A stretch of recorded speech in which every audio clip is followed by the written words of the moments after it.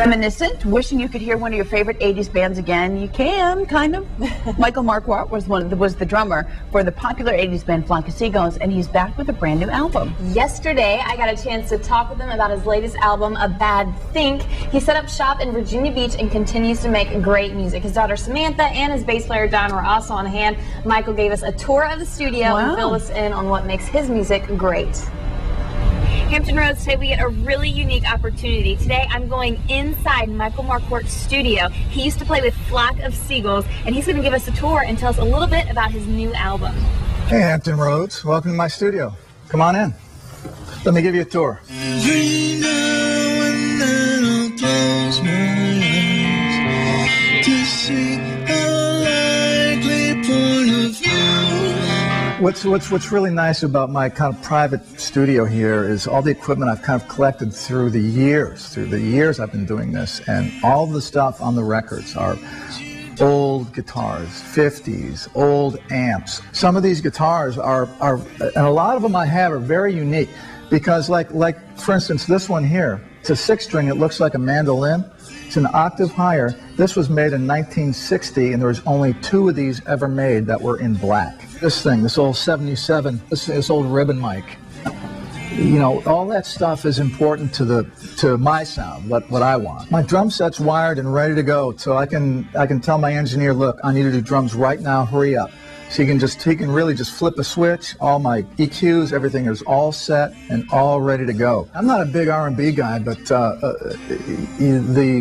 lot of the stuff we did, like Justin Timberlake's Justified record, we did almost all the vocals, and I think most of it was mixed at Windmark, and he was nice. He rented the whole facility for 2 weeks, and he was a really good guy. Took care of my guys, took them out to Chili's, and bought them dinner all the time and everything. He was a really good guy and really took care of my guys, which is what I liked. Everyone obviously knows you from Flock of Seagulls. We had a really good band, and his hearing wasn't really very good, and he couldn't really tell if something was in tune or out of tune, and he never really realized, but we had a really good band. So your daughter's in the studio with us today, and your bass player. Yes, they are. Now, how have they been helpful with your album? Well, my daughter, she's like a very important part of the sound. She sings on almost every one of the tracks. I've known Don, like from the Flock of Seagulls days. Him and I, that's when I met him. I've known him ever since, and he's worked on some projects with me before.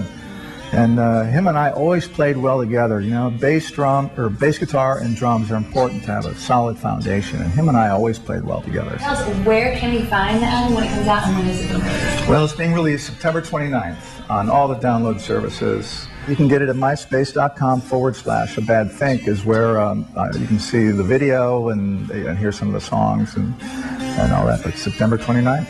Thanks for chatting with us. My pleasure. Isn't he super nice? Yes, and now that you're buds, I hope that the next time, like Justin Timberlake or something like that's coming to town, that he's going to pick up the phone and say, "Psst, Kelly, come get some chilies with Justin Timberlake." Exactly.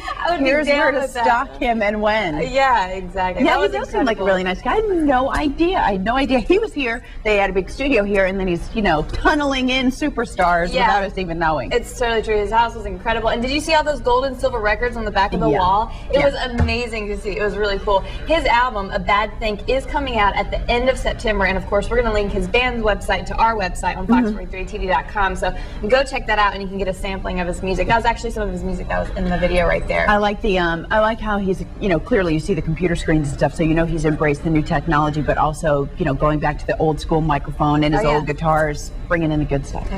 That was great. All right, we'll be back in just a few minutes with Sean Johnson. Stay with us.